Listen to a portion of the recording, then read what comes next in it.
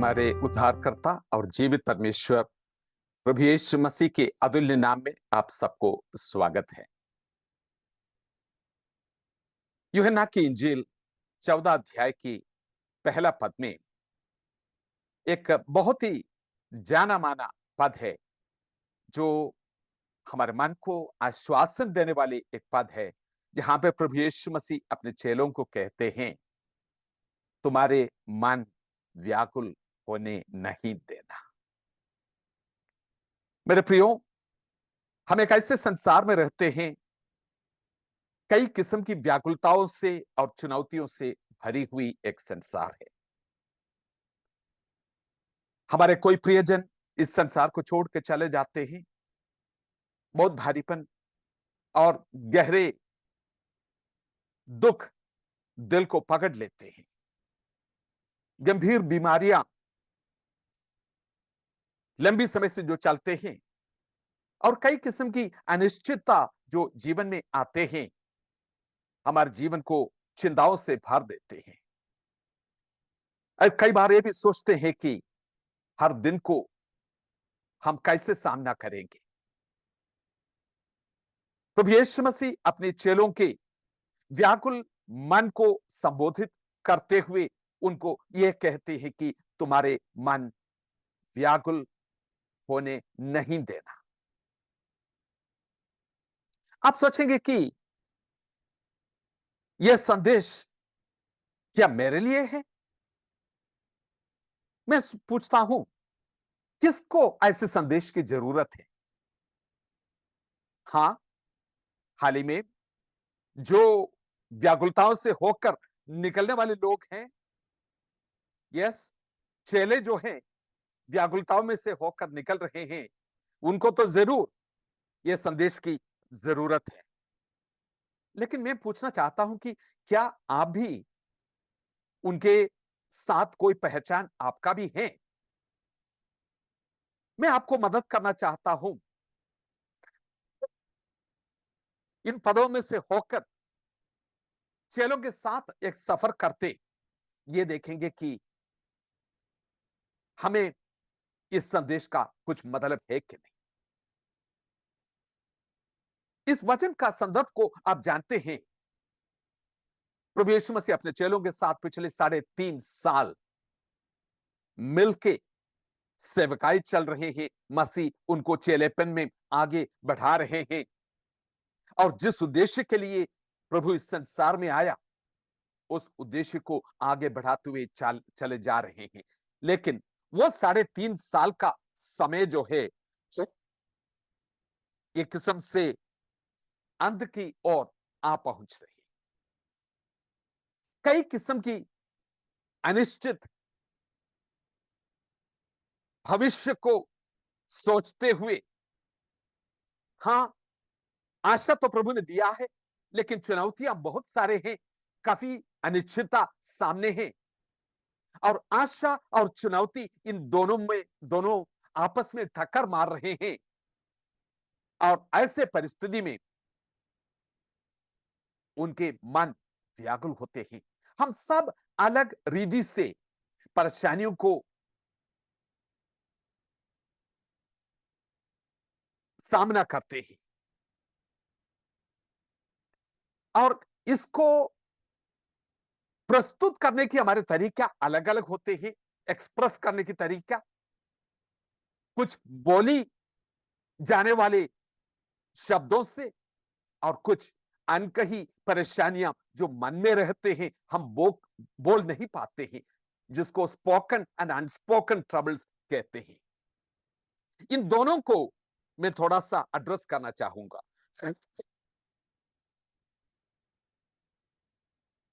Spoken troubles and unspoken troubles. यूहन्ना की 14 अध्याय को जब हम देखते हैं, प्रभु यीशु मसीह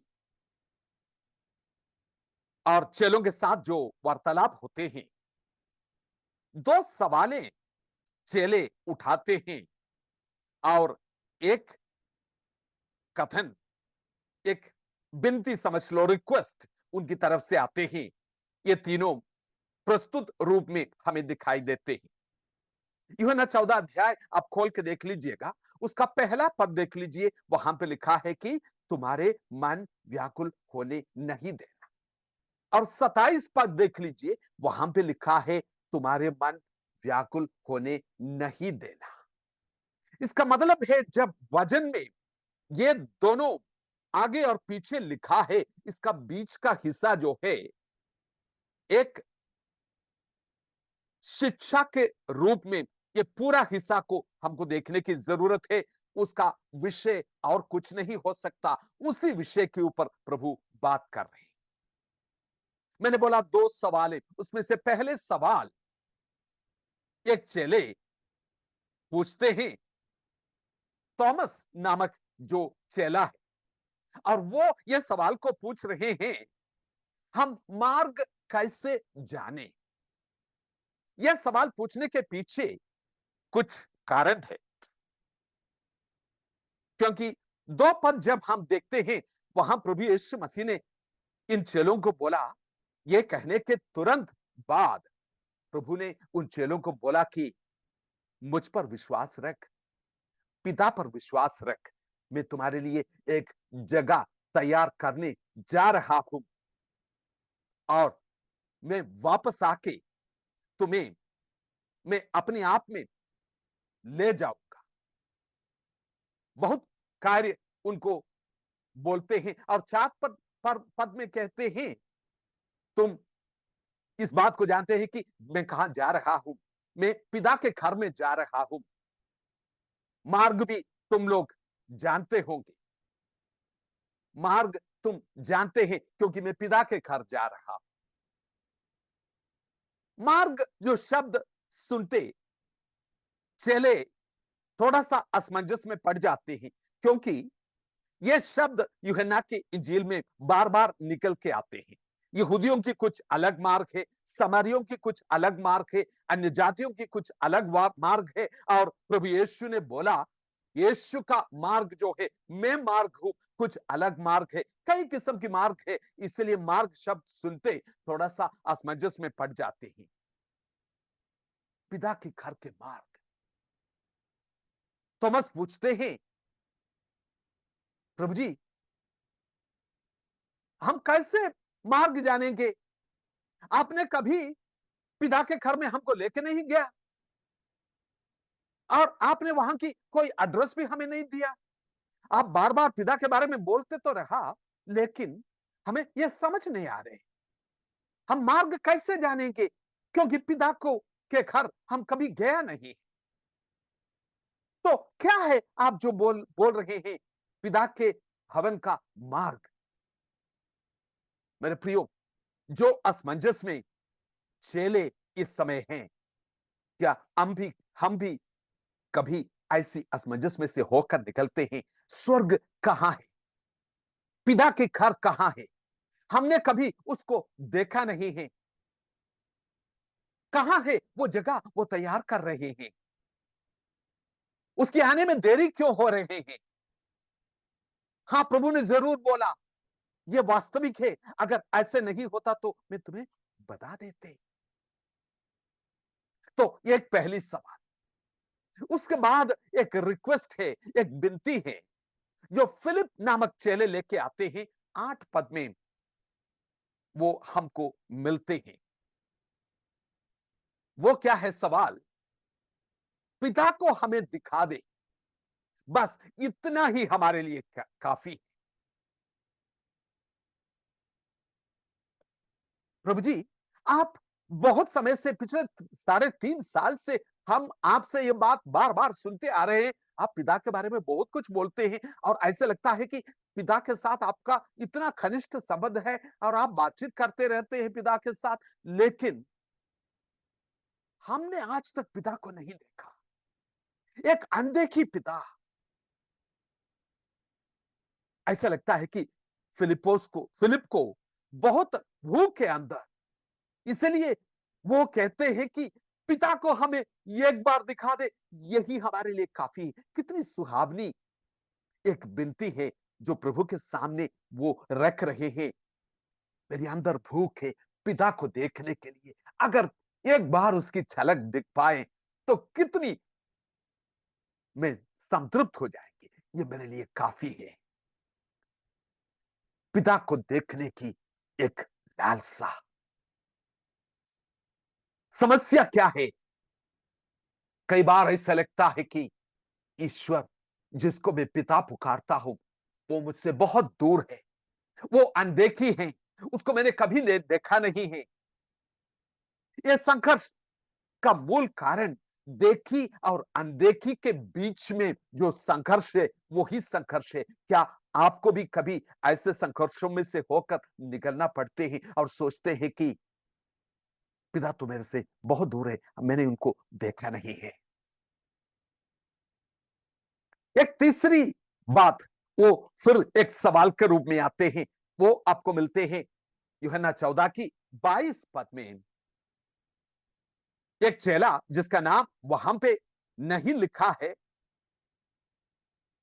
और हम पहचान नहीं कर पा रहे, लेकिन दूसरे सुसमाचारों के साथ मिला के जब हम पढ़ते हैं हम जानते हैं कि मत्ती हमको कहते हैं इसका नाम तद्दाई है। तद्दाई नामक एक चेला।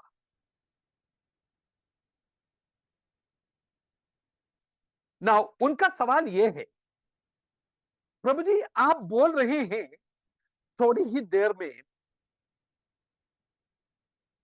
हम दुनिया आपको नहीं देखेंगे, लेकिन हम फिर थोड़ी देर के बाद देख पाएंगे। इन ए लिटिल वाइल, थोड़ी समय के बाद फिर हम देख पाएंगे लेकिन दुनिया नहीं देख पाएंगे। तो सवाल यह है, तो क्या हुआ? तो क्या हुआ? तदई की पूछने की, यह सवाल पूछने के द्वारा वो इस बात को प्रस्तुत करते हैं, क्या हुआ कि तू अपने आप को हम पर प्रकट करना चाहता चाहता है और संसार पर नहीं? ये कैसे हो सकता है? हम तो संसार के लोगों के जैसे हैं, हमारे कोई स्पेशल आंखें तो नहीं है कि हम देख पाए और दुनिया नहीं देख पा रहे। 21 और 23 पद को भी साथ साथ देख लीजिएगा और उसी के साथ साथ यूहन्ना की 16 अध्याय की 17 और 18 पद भी देख लीजिएगा। वहां पे प्रभु यीशु मसीह जो 14 अध्याय में बोला और उसके पहले भी बोला, बार बार थोड़ी देर में तुम मुझे नहीं देखोगे और थोड़ी देर में तुम मुझे देखोगे, क्योंकि मैं पिता के पास जाता हूं। यह क्या बात है कि थोड़ी देर में हम नहीं देखेंगे, दुनिया नहीं देखेंगे, लेकिन थोड़ी देर के बाद हम देखेंगे। ये क्या बात है? तो ये थोड़ी देर जो भी समय है उसके बीच में कुछ तो हुआ है। ये थोड़ी देर के बीच में चेले आपस में बोल रहे हैं। यूहन्ना 16 की 17 और 18 पद में चेलों की असमंजस को आप देख पाएंगे। वो कह रहे हैं कि आपस में बात कर रहे हैं, ये पता नहीं क्या बात कर रहे हैं, प्रभु जी क्या बात कर रहे हैं। वो बार बार ये वो बोल रहे हैं कि थोड़ी देर में क्या है थोड़ी देर? हमको तो बिल्कुल ही समझ नहीं आ रहे। वो बोल रहे हैं कि इसको इसको इसको हम कैसे समझेंगे? कुछ तो होने वाला है। तद्दाई पूछ रहे हैं कि सो कुछ क्या हुआ? क्या हुआ? कुछ तो हुआ है। मेरे प्रियो, ध्यान से देख लीजिए। तद्दाई जो बोला 22 पद में, तो क्या हुआ? 29 पद में वर्स 29, वहां पे प्रभु यीशु मसीह उसी शब्द को लेके चेलों से बात कर रहे हैं और मैंने अब इसके होने से पहले तुमसे कह दिया है कि जब वो हो जाएंगे तो तुम प्रतीति करोगे। क्या आप देख पा रहे हैं? तो क्या हुआ? तद्दाई पूछ रहे हैं और प्रभु जी बोल रहे हैं, वो जब हो जाए तो तुम प्रतीति करोगे। ये किस चीज के विषय में प्रभु बात कर रहे हैं? इसकी खुलासा मिलने की बहुत जरूरत है। ये थोड़ी ही देर क्या है? और इसके बीच में हुआ क्या है, इसकी प्रतीति करना बहुत ही बड़ी बात है और ये इसकी कुंजी है समझने के लिए। उस विषय में आज मैं नहीं जाऊंगा। प्रभु की कहने की मतलब तात्पर्य यह है, यूहन्ना 14 की 28 और 29 पद को साथ लिख के रख के जब हम देखते हैं, इस बात को हमें पता चलते हैं कि कुछ ऐसी बात होने जा रहे हैं जिसके कारण से तुम अनदेखी को देख पाएंगे। कुछ ऐसी बात होने जा रहे हैं, वो जल्दी होने वाला है और उसके बाद जो है इस बात को तुम प्रतीति करेंगे, जो मैं पिता के घर में जा रहे हैं और वापस आके तुम्हारे लिए एक जगह तैयार करेंगे। और 14 अध्याय में ये भी बात वो कहते हैं कि पिता और पुत्र हम दोनों आके तुम्हारे साथ वास करेगा, पवित्र आत्मा भी तुम्हारे साथ वास करेगा। सो दो सवालें, मार्ग हम कैसे जाने, दूसरी सवाल ये क्या हुआ। कुछ तो हुआ है कि हमारे दर्शन, हमारे आंखों की कुछ प्रकाशन, उसको बदलने वाली कुछ बात हो गया है। वो क्या हुआ है कि हमारी आंखें दूसरों से व्यत्यस्त है। और तीसरा एक रिक्वेस्ट है, एक विनती है, पिता को हमें दिखा दें, वो ही हमारे लिए काफी है। तो ये सारे जो कही हुई परेशानियों के बीच में या बोल सकी अपनी परेशानियां उसके अंदर आ गई, कुछ अनकही परेशानियां ही है जिसकी जवाब यीशु दे रही हैं। चलो के साथ कुछ खास बात प्रभु कह रही हैं जिसके द्वारा ये बात पता चल रहे हैं हमें कि अनकही परेशानियां इनके दिल में हैं। जब ये बात मैं बोलता हूं, बड़ी खामोशी से इस बात को सुनिए मेरे प्रिय भाई और बहनों, आपकी अंदर भी कुछ अनकही परेशानियों की लहरें उड़ रहे हैं। आप बोल नहीं रहे हैं, लेकिन उस ऐसी लहरें उड़ रहे हैं, अनकही परेशानियां। प्रभु जी क्या बात बोल रहे हैं उनके साथ, कुछ तीन चार बातें जो अनकही है लेकिन मन में भरे हुए हैं।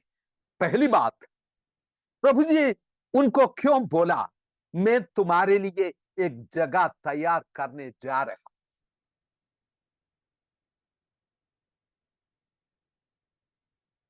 चेले इस समय जो है, क्या अपने आप को बेघर महसूस कर रहे हैं।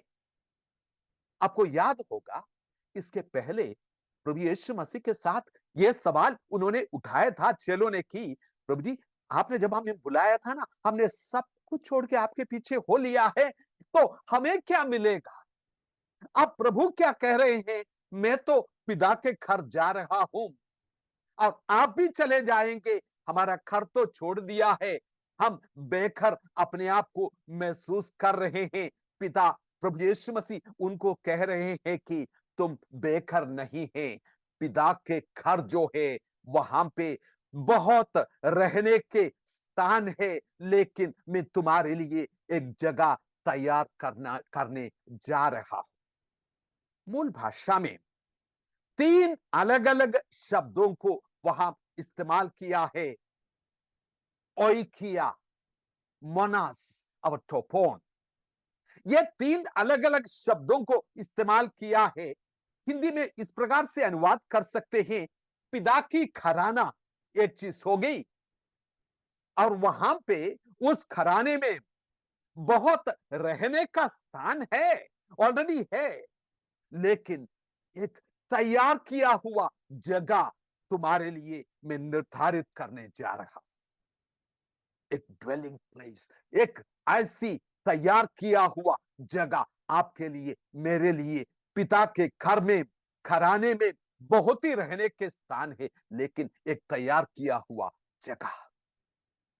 इसको विस्तार में अब मैं नहीं जाऊंगा, बहुत ही सुंदर बातें वहीं पर है, लेकिन मैं इसी चीज को लेके आगे बढ़ूंगा।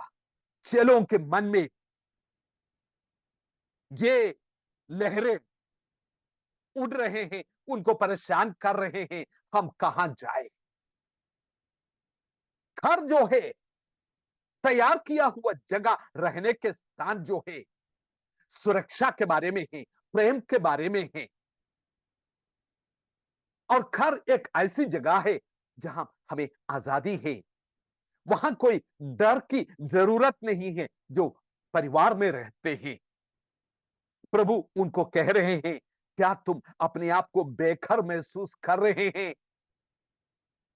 मेरे चेलो, मैं तुम्हारे लिए एक वासस्थान बना है। मैं तुम्हारे लिए एक वासस्थान बना है, और जब मैं उसके लिए एक बड़ी काम करने जा रहा हूं, जिसकी कारण से तुम उस वासस्थान में प्रवेश कर पाओगे। पिता के घर में अनेकों वासस्थान है, लेकिन वहां प्रवेश करने के लिए कुछ होने की जरूरत है। वो क्या है? कलवारी के क्रूस पर खत्म करके फिनिश किया हुआ उस काम के आधार पर उस पिता के घर में प्रवेश करने के लिए तुम्हें आजादी, एक्सेस मिल जाएगा। वही होने जा रहे हैं, और वो जगह तुम्हारे लिए तैयार हो जाएंगे। इस बात को तुम महसूस करने पाएंगे। तुम बिल्कुल बेघर नहीं है मेरे प्रियो। मैं आऊंगा, अपने आप में तुम्हें ले जाऊंगा, अपने आप में। मैं किसी और वक्त इसके बारे में विस्तार में बताऊंगा। सो दूसरी बात, 16 पद में प्रभु यीशु मसीह उनको कह रहे हैं, और 26 पद में भी इसका वर्णन है, एक सहायक मैं तुम्हारे लिए भेजूंगा। चेलों को यह कहने की क्या जरूरत पड़ी प्रभु को कि एक सहायक तुम्हारे लिए मैं भेजूंगा? क्या वो अपने आप को बेसहारा महसूस कर रहे थे? पहले तो बेघर महसूस कर रहे हैं, अभी क्या है? बेसहारा महसूस कर रहे हैं। मेरे प्रियो, परमेश्वर मेरा सहायक है, मेरा यबनेसर है। मैं बेसहारा नहीं हूं। यीशु ने बोला, मेरा जाना तुम्हारे लिए इसलिए बेहतर है, क्योंकि एक सहायक को मैं भेजने जा रहा हूं, जो सहायक हमेशा हमेशा तुम्हारे संग रहेंगे। एक ऐसी सहायक, प्रभु के देव, परमेश्वर के बच्चे, तू बेसहारा नहीं है। एक तीसरी बात अनकही है, लेकिन अंदर है ये बात। प्रभु उस चीज को सीधे एड्रेस कर रहे हैं। वो क्या है? 18 पद में वो कहते हैं, मैं तुम्हें अनाथ नहीं छोड़ूंगा, अनाथ नहीं छोड़ूंगा। एक ऑर्फन मेंटालिटी, एक अनाथ की मानसिकता। अनाथ की मानसिकता क्या है? अनाथ की मानसिकता की अंदर से कई सवालें उठते हैं। वो कहते हैं, कोई मुझे प्यार नहीं करता। इस संसार में सब अपनी अपनी स्वयं की तात्पर्य को रख के आगे चलते हैं। कोई किसी के लिए परवाह नहीं करता। मैं किसका हूं? मैं कहां बिलोंग करता हूं? मेरा कौन रक्षा करेगा? मेरी सुरक्षा कहां से है? अपने लिए मुझे खुद लड़ना पड़ेगा। एक अनाथ की शब्द, असुरक्षित महसूस करते हैं, निसहाय महसूस करते हैं। अपनी हक को रखने की बात बार बार निकलते आते हैं। प्रेम को स्वीकार नहीं कर पा रहे हैं। एक अनाथ की मानसिकता। क्या ऐसी सवालें कभी आपके मन से, आपके मुंह से निकलते हैं? कोई परवाह नहीं करता, किसी को कोई चिंता नहीं है दूसरे की, कोई प्यार नहीं करता। इस संसार में ऐसे कोई चीज नहीं है। पता नहीं मैं किसका हूं, मुझे खुद अपने लिए लड़ना पड़ेगा। क्या ये मानसिकता से होकर चलते हैं? चेले को वो कहना चाहते हैं, तू अनाथ नहीं चल है, डरो मत, क्योंकि मैं जीवित हूं, तुम भी जीवित रहोगे। 19 पद, क्योंकि मैं जीवित हूं, तुम भी जीवित रहोगे। मैं तुम्हें कभी अनाथ नहीं छोड़ूंगा, मैं तुम्हें कभी त्यागूंगा नहीं। प्रभु की आवाज कान में गूंज उड़ रहे हैं। प्रभु आपके दिल से बातचीत कर रहे हैं मेरे प्रियो। एक 14 बात 27 पद में है, मेरा शांति मैं तुम्हें देता हूं। इसकी क्या जरूरत है? क्या वो अपने आप को अशांत महसूस कर रहे हैं, रेस्टलेस, उस कारण से भी ट्रबल, परेशानी, व्याकुलता मन में आते हैं? वो कह रहे हैं कि संसार जो शांति लेके आते हैं उसी से तुम्हारा भूख मिटेगा नहीं। ये संसार में तुम्हारे लिए क्लेश तो है। तो कई बातें मैंने आपके सामने रखा जो चेलों के मन के अंदर है, लेकिन वो अपने आप को प्रस्तुत नहीं कर पा रहे हैं। क्या है? अपने आप को बेघर महसूस कर रहे हैं, अपने आप को बेसहारा महसूस कर रहे हैं, बेचैन महसूस कर रहे हैं और अपने आप को अनाथ महसूस कर रहे हैं। मेरे सुनने वाले भाई और बहन, क्या आपकी अंदर ही अंदर एक हलचल मच रहे हैं? वर्तमान परिस्थितियों को देख के परेशानियां व व्याकुलता आपके मन में आ रहे हैं और ये सवाल क्या मन में उठते हैं? जो कुछ मैंने बोला, अगर संक्षिप्त में उसको बताए, असमंजस में पड़े हुए चेले, एक ऐसे विचार परमेश्वर बहुत दूर है, वो अनदेखी है, हम तो अलग नहीं है, हमारे आप पास कोई ऐसी आंखें नहीं है कि हम अनदेखी को देख पाएंगे। बेचैन, बेघर, बेसहारा, अनाथ। मैं आपको यह सवाल पूछना चाहूंगा, ईमानदारी से इसका जवाब दे मेरे प्रियो। आपके मन में जो हलचल मच रहे हैं, जो बोली और अनकही ट्रबल्स, व्याकुलता, परेशानी आपके जो मन में है, प्रभु यीशु का जवाब जो इन सारे चीजों के लिए इस प्रकार से है, मैं ही हूं मार्ग। तुम्हारी आंखें मुझ पर रख, मुझ पर विश्वास कर, मेरे प्रेम के लिए अपने आप को, हृदय को खोल दे। मेरी प्रेम में तुम सुरक्षित रहे। मुझसे प्रेम करने वालों के लिए एक ऐसे प्रकाशन इंतजार कर रहे हैं जो पिता और मैं मिलके उनको देने वाले वाले हैं।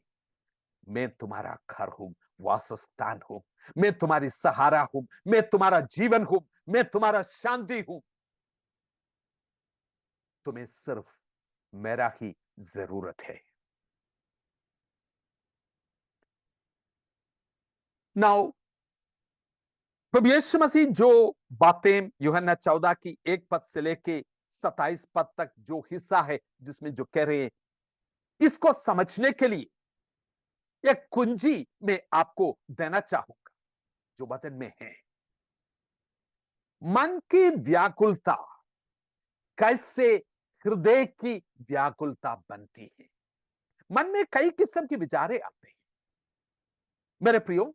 संसार में रहते हुए मन में व्याकुलताएं आने की कई कारण है, परेशानियां मन में कई बार आते हैं, लेकिन मन से लेके, हमारी विचारों से लेके ये हृदय की ओर जब पहुंचते हैं, जब हृदय में ये पहुंचेगा तब व्याकुलता हृदय में शुरू हो जाएगा। 27 पद ध्यान से देख लीजिएगा। हिंदी में शायद वो साफ नहीं आ रहे हैं, लेकिन अंग्रेजी में लिखा है कि तुम्हारा हृदय व्याकुल नहीं होने देना। Do not let your heart be troubled. तुम्हारे हृदय व्याकुल होने नहीं देना। मन तो व्याकुल हो सकते हैं, लेकिन मन की व्याकुलता हृदय तक पहुंचने वाली रास्ता जो है, उसमें आपको चौकस रहने की जरूरत है। उस रास्ते को रोकने की आपके लिए जरूरत है। हृदय और मन में क्या अंतर है? मन जो है हमारी विचारधाराओं का केंद्र है, लेकिन हृदय जो है हमारे जो अस्तित्व है उसका केंद्र है। नीति वचन 4 अध्याय की 23 पद आप देख सकते हैं, वहां पे लिखा है कि सबसे अधिक अपने हृदय की रक्षा कर, क्योंकि जीवन का मूल स्रोत वही है। सबसे अधिक किसका रक्षा करना? हृदय की रक्षा कर, क्योंकि जीवन का मूल स्रोत वही है। क्या है जीवन का मूल स्रोत? तुम्हारा हृदय जो है जीवन का मूल स्रोत है, इसलिए उसकी रक्षा करना है। कुछ चंद बातें आपके सामने मैं रखूंगा, कैसे इसकी रक्षा आप कर सकते हैं। मैंने बोला यह बहुत ही महत्वपूर्ण बात है, ध्यान से सुनिएगा। जो कोई चीज जीवन में प्रभाव डालते हैं वो हृदय की रास्ते से होकर उसका प्रभाव हृदय में पड़ते हैं, तभी वो आपके जीवन के ऊपर प्रभाव डाल सकते हैं। भजन संहिता 84 उसका 5 पद में अंग्रेजी भाषा में जो लिखी है उसकी अनुवाद अगर सही रीति से करें, इस प्रकार से हिंदी में अनुवाद कर सकते हैं, जिसकी बल तुझ में है, मुझ तुझ में है या परमेश्वर में है, जिनके हृदय में सियोन की राजमार्ग है, मार्ग है या सड़क है। जिसके बल परमेश्वर में है, जिनके हृदय में सियोन की राजमार्ग है। हृदय में सियोन की राजमार्ग या सड़क, सियोन की राजमार्ग जो है उसका खासियत यह है कि राजमार्ग को राजा की सेना रक्षा करते हैं। ये कोई खुला रास्ता नहीं है कि आलतू फालतू जो सब जो है उसी में चलते फिरते रहे, ऐसे कोई खुला रास्ता नहीं है। ये रास्ते की देखभाल होते हैं। जिसका बल परमेश्वर में है उनके हृदय में क्या है? एक राजवीथी है, एक राजमार्ग है, सड़क है। यशायाह 26:3 26 के 3 पद, वहां पे एक धीरज धरे हुए मन जिसको पूर्ण शांति के साथ रक्षा करते हैं लिखा है। किसको? जो धीरज धरे हुए हृदय है, जिसका हृदय धीरज धरे हुए है। सिर्फ रेफरेंस बोल के मैं आगे निकलूंगा। रोमियो 12 की 2 पद में एक ताजा किया या नया किया हुआ मन के बारे में कहते हैं। तो मन में क्या होना है? एक तो धीरज भरे हुए मन होना है, क्योंकि अगर नहीं है तो उस रास्ते से कुछ चल के हृदय को नुकसान पहुंचाएगा। ध्यान रखिएगा, चौकस रहना। मन को कैसे हम संभाल कर रखें? धीरज धरे हुए मन, नया किया ताजगी पाया हुआ मन, और कोलोसियों 3 का 1 और 2 पद जो है स्वर्गीय वस्तुओं पर ध्यान लगाने वाला और खोजने वाला मन। स्वर्गीय वस्तुओं पर ध्यान लगाने वाले और खोजने वाला मन। कोलोसियों 3 की 1 और 2 पद। और फिर फिलिपियों 2 का 5 में लिखा है कि मसीह का सा मन। मेरे प्रियो, ये आपके सामने मैं इसलिए रख रहा हूं। आपका मन की चौकसी आप करते हैं, हृदय की रक्षा करना है तो मन की चौकसी करना। दुनिया की हर किस्म की विचारधाराएं जो है ये मन को आग के तीर के समान बार बार ठक्कर मारते हैं, और उसी की असर से हृदय को रक्षा रखवाली करने के लिए आपको क्या चाहिए? धीरज धरे मन, ताजा किया मन, स्वर्गीय वस्तुओं पर ध्यान लगाने वाला और खोजने वाला मन, और मसीह का सा मन होना है। तो यह बहुत ध्यान रखना कि मन की जो परेशानियां हैं हृदय के ऊपर असर डालने नहीं देना। इसलिए प्रभु ने बोला यह तुम्हारे कब्जे में है, तुम्हारे हृदय व्याकुल होने नहीं देना, नहीं देना, ये तुम्हारे हाथ में है। परमेश्वर के अनुग्रह से तुम ये कर सकते हैं। ना प्रभु ने बोला तुम्हारा मन व्याकुल या हृदय व्याकुल नहीं होना। हृदय रूप शब्द इस्तेमाल करना सही है। तुम्हारा हृदय व्याकुल होने नहीं देना। कोई भी कथन है उसके प्रभाव कहने वाले की आधिकारिकता के ऊपर निर्भर है। कहने वाला जो कितना ऑथेंटिक है उसकी आधिकारिकता जो है उसी के ऊपर निर्भर है इस कहन की प्रथा। सो कौन किसने यह बोला? प्रभु यीशु मसीह ने बोला। तो यह प्रभु कैसे प्रभु है? कितना अधिकार के साथ यह बात वो बोल रहे हैं? कितनी गंभीरता से इस बात को हम लें? कौन सा प्रभु ने यह बोला?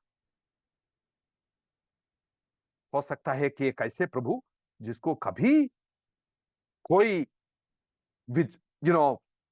परेशानी ना हुआ, मन विचलित नहीं हुआ, एक ऐसे प्रभु। बस थोड़ा सा पीछे पलटे, 2 अध्याय पीछे हम जाएंगे। मैं सिर्फ ये वचन को बोल के आगे निकलूंगा। यूहन्ना 12 अध्याय 27 और 28 पद पढ़ के देख लीजिएगा। प्रभु यीशु मसीह कह रहे हैं मेरा जी व्याकुल हो रहा है। My soul has become troubled. मेरा जी व्याकुल हो रहा है। यूहन्ना 13 की 21 अगला अध्याय। यीशु आत्मा में व्याकुल हुआ। मत्ती 26 उसका 38 पद 26:38 मेरी जी बहुत उदास है, प्राण निकलने वाला जैसे। मेरे प्रियो, ये सुन के आप खुद असमंजस में पड़ रहे हैं। ये बहुत महत्वपूर्ण है हमारे मन या हृदय व्याकुल ना होने के लिए। जिसने हमारे स्वामी जिसने इस बात को बोला वो स्वामी कैसे थे? ये सुनते आप सोचेंगे या आपके मन में ये सवाल उठेंगे,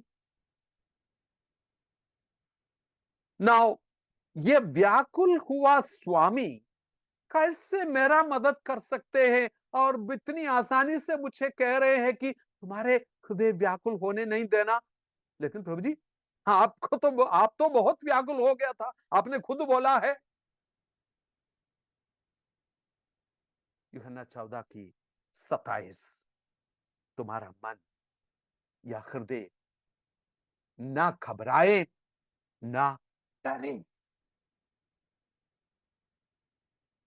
घबराया हुआ मन जो है भय के भय से ग्रसित हो जाते हैं।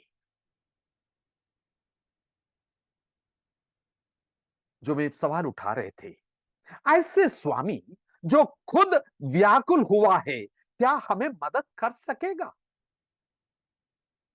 यहां पर है आपका कुंजी। क्या आप इसको समझ पा रहे हैं? ऐसे स्वामी के ऊपर हम भरोसा रख सकते हैं। जिंदगी की सफर ऐसे स्वामी के संग हम चल सकेंगे। मैं सोचता हूं कि आप ऐसे एक स्वामी की शायद तलाश में हैं। एक बहुत ही शक्तिशाली सामर्थी यीशु, जीसस पावर, सुपर पावर। हाँ, मसीही बाजार में इसकी बहुत बड़ा बिक्री होते हैं मेरे प्रियो। आपके पसंदीदा प्रचारक से आपने सुना भी होगा, मसीही बाजार में इसकी बहुत बड़ी बिक्री होती है। Jesus power, super power. वचन आपको कहते हैं हमारे एक ऐसे स्वामी हैं खुद व्याकुलताओं से होकर निकली है, गहरी व्याकुलताओं से होकर निकली है, प्राण निकलने वाली व्याकुलताओं से होकर निकली है। वो लगता है कि एक कमजोर इश्यू है, हमेशा हम उनको समझ नहीं पा रहे हैं। लेकिन मैं एक बात आपको कहना चाहूंगा, जब आप उसको समझ नहीं पा रहे हैं, फिर भी उसके ऊपर भरोसा रखना। चार्ल्स स्पर्जन नामक परमेश्वर का दास ने इस प्रकार से बोला, जब उसकी हाथ तुम नहीं देख पाओगे, उसके हृदय के ऊपर अपनी भरोसा छोड़ना। उनकी हाथ नहीं दिख पा रहे हैं, उसके हृदय के ऊपर अपनी भरोसा छोड़ना। व्याकुल हुआ मसीह क्या हमें मदद कर सकेंगे? आपकी और मेरा जवाब क्या है? मेरे प्रियो, हम इसलिए व्याकुल होने की जरूरत नहीं है क्योंकि हमारा प्रभु व्याकुल हो गया है। एक ऐसी स्तर पर उनका हृदय व्याकुल हुआ ताकि आप और मैं उस व्याकुलता से होकर निकलने की जरूरत नहीं है। मन की व्याकुलता, हृदय को पकड़ने की जरूरत नहीं है। उसके बीच में एक राजवीथी है, और जिसका मन में परमेश्वर के ऊपर भरोसा है और जिनका बल परमेश्वर में है। मेरे प्रियो, हमें शिफा देने वाला परमेश्वर, वो हमारा घायल की हुआ मरहम लगाने वाला है। घायल हुआ मरहम लगाने वाला है। ये वुंडेड हीलर, खुद जख्म से भरी हुई लेकिन शिफा देने वाला हमारा परमेश्वर, जख्म से भरा हुआ एक शिफा देने वाला, उसका देखना भूलना नहीं कभी, ये छोड़ना नहीं। वो इसलिए बड़ी शक्तिशाली होकर, मृत्यु के ऊपर जयवंत होकर निकली है। उसने बोला, पिता पर भरोसा रख, मुझ पर भी भरोसा रख। वो हमारे लिए एबेनेजर है, वही हमारे लिए काफी है। यूहन्ना 14 यहां पे अनपैक करने की जरूरत है। क्या प्रभु यीशु मसीह ने यही बोला था कि मैं तुम्हारे लिए एक जगह तैयार करने जा रहा हूं, जब तैयार हो जाएगा आके वहां पे ले जाऊंगा? ये क्या उनकी दूसरी आगमन के बारे में है? मैं सिर्फ इतना कहूंगा, असमंजस में नहीं पड़ जाना। प्रभु यीशु मसीह की दोबारा आगमन पर में 200% विश्वास करते हैं, लेकिन ये वचन उसके बारे में नहीं है। कुछ होने वाला है। क्रूस की छाया में खड़े होके प्रभु यीशु मसीह कहते हैं, कुछ होने वाले हैं जिसकी कारण से एक जगह तुम्हारे लिए तैयार हो जाएंगे, और वहीं पे उस जगह जब तैयार हो जाएगा, पिता और मैं और पवित्र आत्मा आके तुम्हारे अंदर वास करेगा। वो उस वहीं पे जो है, वो ये नहीं लिखा है। अंग्रेजी translation new American standard Bible आप पढ़ के देखें, वहां पे इस प्रकार से लिखा है, ये नहीं लिखा है कि मैं जब तैयार हो जाएगा वो मैं आके तुम्हें वहीं ले जाऊंगा, नहीं है। अपने आप में, I will receive you to myself, अपने आप में मैं तुम्हें स्वीकार करूंगा। उसके लिए जगह तैयार होने की जरूरत है, ये विस्तार में पढ़ने की जरूरत है। एक ऐसे स्वामी हमारा भजन संहिता 46 की 1 में लिखा है, संकट के समय अति निकट का एक सहायक। इसलिए प्रभु ने यूहन्ना 16 अध्याय की 33 पद में बोला, इस संसार में तुम्हें क्लेश है, लेकिन मेरे प्रियो आटस बांधो, मैंने संसार को जीत लिया है। मैं आपसे पूछना चाहूंगा, आपके हृदय की हालत क्या है? परमेश्वर के दास, प्रभु की दासी, प्रभु के बच्चे, तुम्हारे हृदय की हालत क्या है? तुम्हारी मन की परेशानियां और व्याकुलता, क्या आपने आपको अपने हृदय को पकड़ने दिया है? इसलिए डर लगते हैं। क्या आप इससे पीड़ित हैं? ये सवालें आपके मन में उड़ रहे हैं, कैसे होगा, कब होगा, क्यों होगा, कहां होगा? डर आपको पकड़ रहे हैं, ऐसे ग्रसित हो रहे हैं, असमंजस में है, चिंताओं में है, बेचैन है। क्या आप अपने आप को बेसहारा, बेचैन, बेघर अनाथ महसूस करते हो, जवाब के लिए किस तरफ आप देख रहे हैं? क्या आप अपने जीवन को प्रभु के सामने अर्पण करने के लिए तैयार है? यह कहने के लिए तैयार है, प्रभु मैं विश्वास करता हूं, मेरे अविश्वास में मुझे मदद कर। मेरे प्रियो, मैं ये समाप्त करने से पहले आपको पूछूंगा, इस संदेश का क्या प्रभाव है मेरे जीवन के ऊपर? What is the relevance of this message? क्या सिर्फ चेलों के लिए यह संदेश था? अगर सिर्फ चेलों के लिए है तो 17 अध्याय में प्रभु यीशु मसीह चेलों की, सिर्फ चेलों की, 12 चेलों की कंसेंट को लेके नहीं चलता। जो कोई पिता उनको देने वाले हैं, उन सबके जो चिंताएं अपने आप में लेके वो कहते हैं, क्या आप मन में व्याकुल हैं? और मन की व्याकुलता हृदय को पकड़ी है। ये संदेश को क्या आप अपने आप में स्वीकार करोगे? प्रभु जी, ये संदेश आज मेरे लिए है। वर्तमान संसार में जहां पे मैं रह रहा हूं, ये मेरे लिए है, ये मेरे परिवार के लिए है, ये मेरे इर्द गिर्द में जो लोग हैं उनके लिए है ये संदेश। ये सुनकर मैं चुप नहीं रहूंगा। क्या इस संदेश को आप स्वीकार करेंगे? क्या अपने आप को इसके लिए समर्पित करेंगे कि प्रभु की देह में इस संदेश को लेके मैं जाऊंगा, उनको समझाने की, मेरे भाई और बहन को, बच्चे को समझाने की मैं कोशिश करूंगा? क्या आप अपनी स्वामी की धीमी आवाज सुनोगे? और वो क्या कह रहे हैं? मेरे बच्चे, तुम्हारे हृदय व्याकुल होने नहीं देना, डर उसको पकड़ने नहीं देना, मुझ पर भरोसा रख।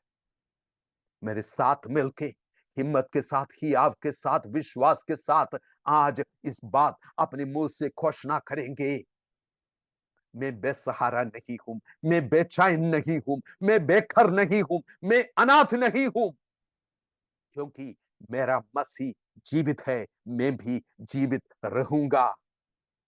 वो अपने आप को मेरे लिए एक वासस्थान बनाया है जहां पे मैं आज रहूंगा। उसके प्यार की बाहों में उसने मुझे स्वीकार किया है। मेरे लिए एक सुरक्षित घर है, उस घर में मैं रहूंगा। मेरी आशा है कि यह संदेश जीवन की गहराई में कार्य करे। जिंदगी की हर दिन इस संसार में रहते हुए, क्लेशों को सामना करते हुए, परेशानियों को सामना करते हुए, स्वामी की धीमी आवाज आपके कान में गूंज उठने पाए। मेरे बच्चे, तुम्हारे मन, तुम्हारा हृदय व्याकुल होने नहीं देना। मुझ पर विश्वास रख, मैं तुम्हारे लिए एक जगह तैयार किया। वहीं पर पिता और मैं और पवित्र आत्मा मिलके अपना रेसिडेंस बना दिया है। संग चलो, वहीं पे रहो, मुझे अपना घर बना लो। आशा है कि प्रभु इस वचन के द्वारा आपको आशीष दे।